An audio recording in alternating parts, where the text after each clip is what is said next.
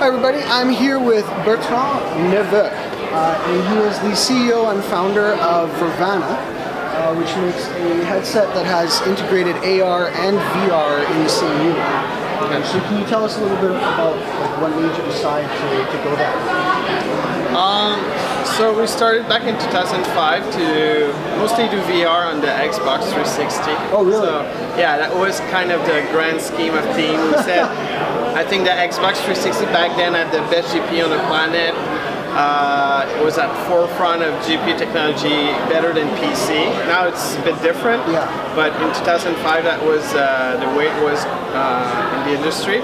So we started doing VR on the Xbox 360, but the technology was not ready for prime time. Yeah, no doubt. But then in 2012 we came with a good proof of concept running on PC at that time. And then we started integrating cameras into our headset. So started with 2, but now we have 4 cameras. Oh wow, okay. So we have 2 for AR, so they act like eyes. And then you have 2 more that are infrared that will do hand tracking, inside-out position tracking. We also have infrared illuminators, and we're adding soon a laser to do some speckled pattern, so you can triangulate a depth map much more easily. Oh wow, okay. Now you guys were initially targeting a consumer product, but you've kind of shifted over to enterprise level? Yeah, so of course this can be made into a consumer product, no problem.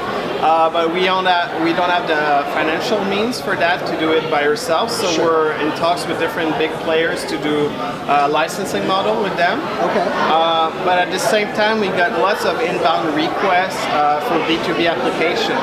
So like amusement park or location-based entertainment, they call it right now. Car manufacturers. Real estate, any kind of simulation.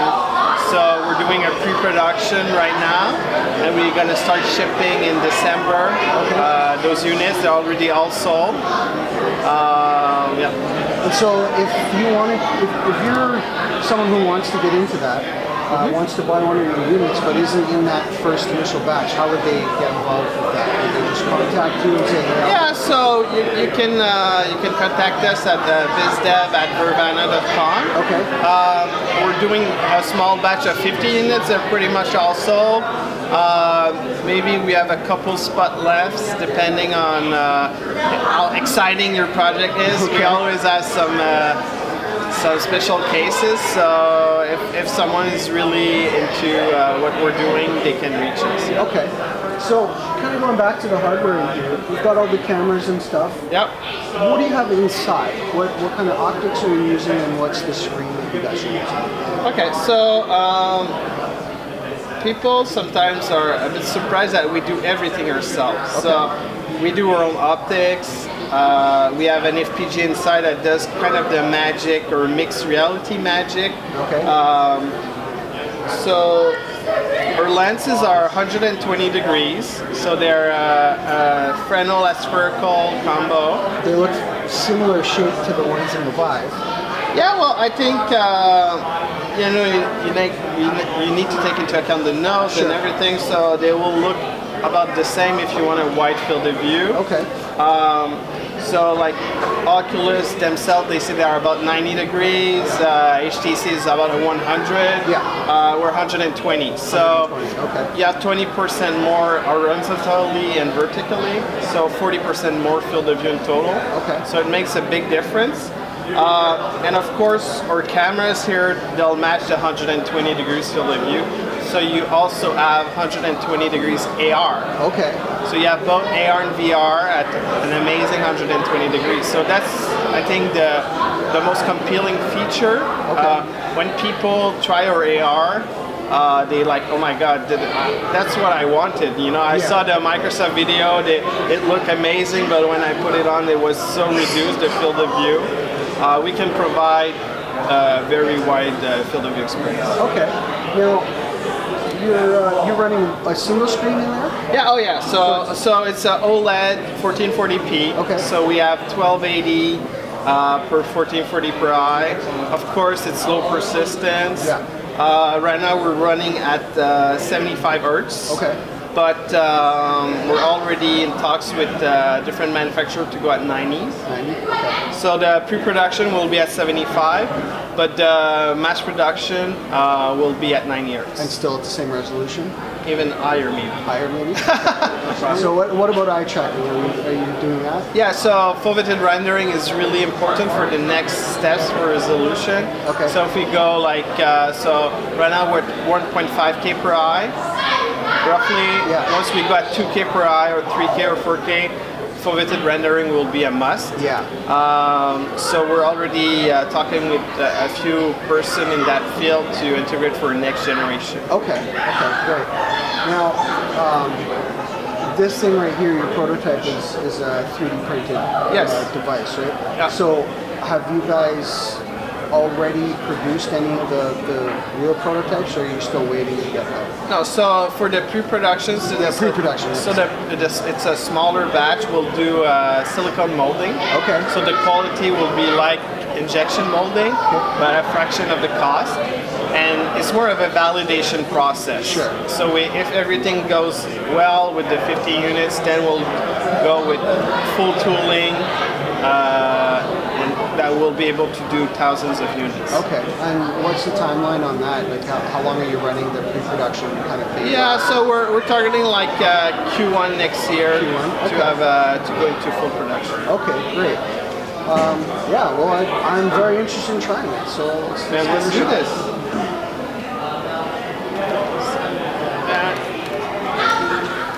So let me just put. Oh wow.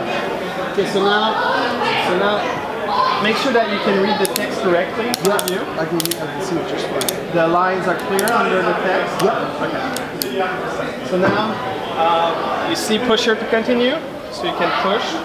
Yes. So you see we have hand tracking. And then you take that, and then you flip it over. Oh, what? Oh, wow.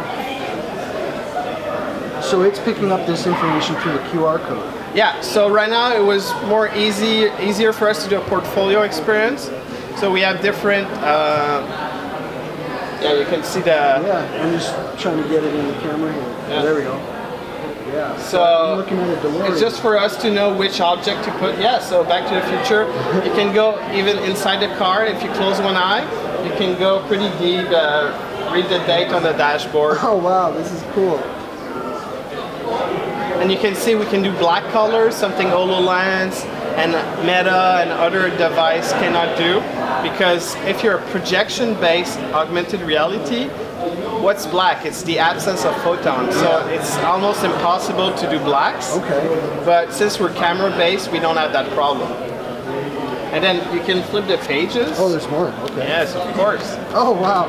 It's Pikachu. Yes. And there's a little surprise inside. Pikachu, if you go inside. Oh, inside Pikachu. You can see the heart. Yeah, exactly.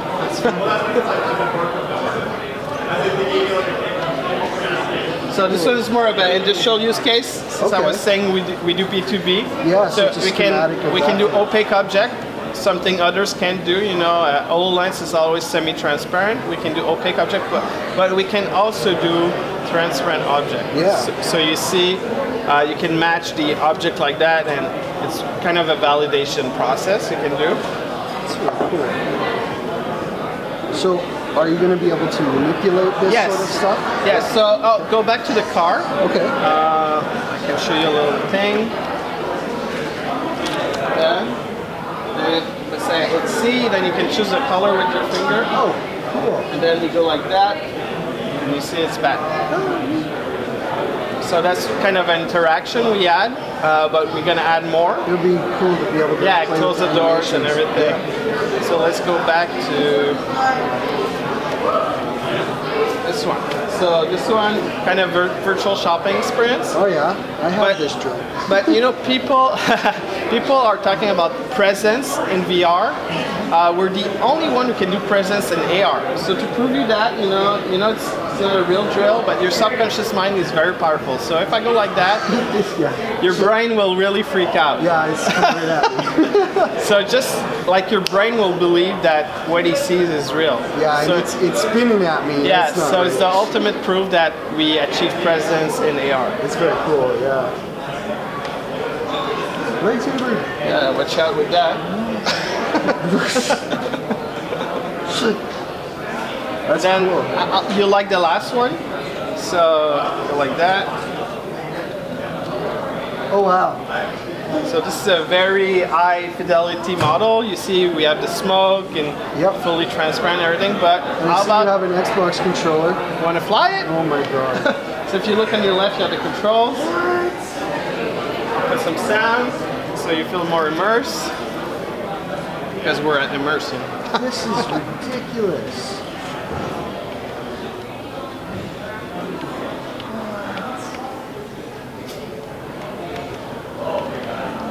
And then I'll bring you in VR.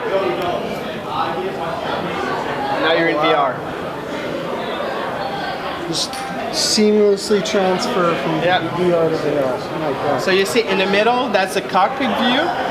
Use that to fly around. Okay. And you'll be able to aim at the turrets that I'll make appear right now.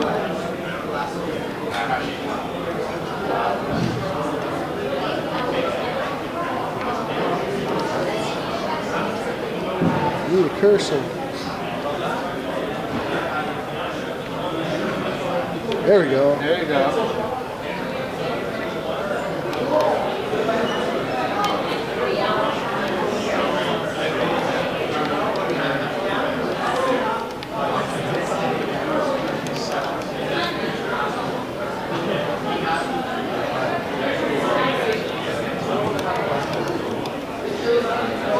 There you go. Cool. One last.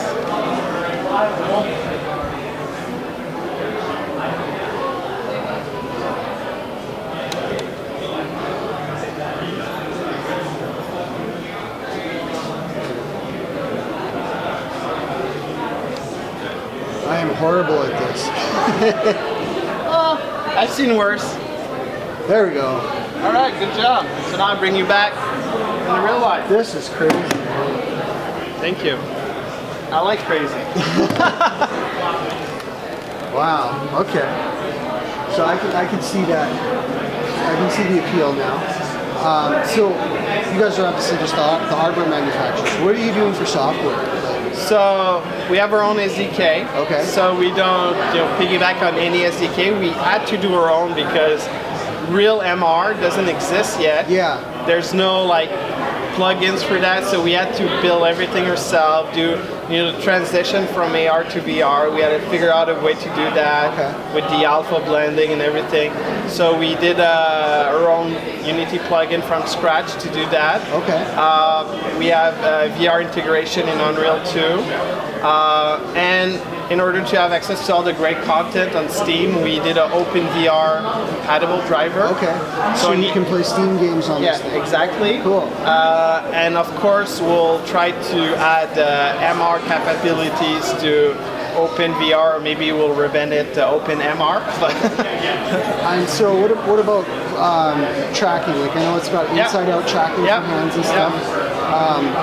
What about like, for peripherals and things for if you wanted to play Steam VR games? Yeah, so that's a great question. Right now, I have my CTO and optical engineer at the Lighthouse week, training week.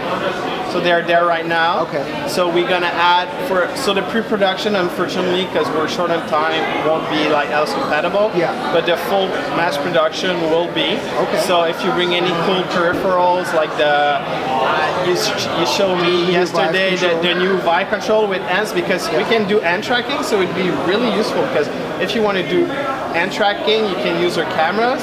But if you want the controllers to be compatible with Steam games, then we would integrate with Lighthouse. Okay, that's really cool. So you mentioned that this is a B2B product and you've got a B2B price point. Yeah.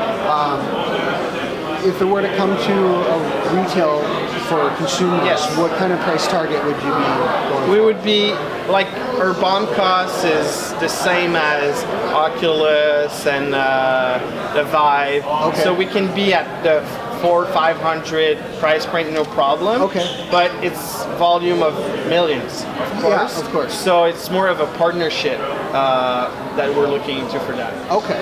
Okay. So you would license that to another manufacturer. Yes. Brand of Vrvana. A bit like Valve did with HTC. Yeah. They didn't want to go into mass production of hardware. Yeah. So they decided to license their design to HTC. Okay. So it would be the same thing. Okay, cool. So if you were to do that, then would the product be branded by that name, or would it be a Vrvana headset? Well, I think it would be something maybe similar to Samsung Gear VR, where it says powered by Oculus. Okay. So it would be powered by Vrvana. Okay, cool. Great. Yeah, I can't wait to try the full production unit. As a 3D printed, it looks like glued together unit, it far surpassed my expectations. Even after everyone was saying it was incredible, I wouldn't have imagined this. So, yeah, you need to see it to believe it. Exactly, exactly. Right. Thank you so much, Kevin. Great.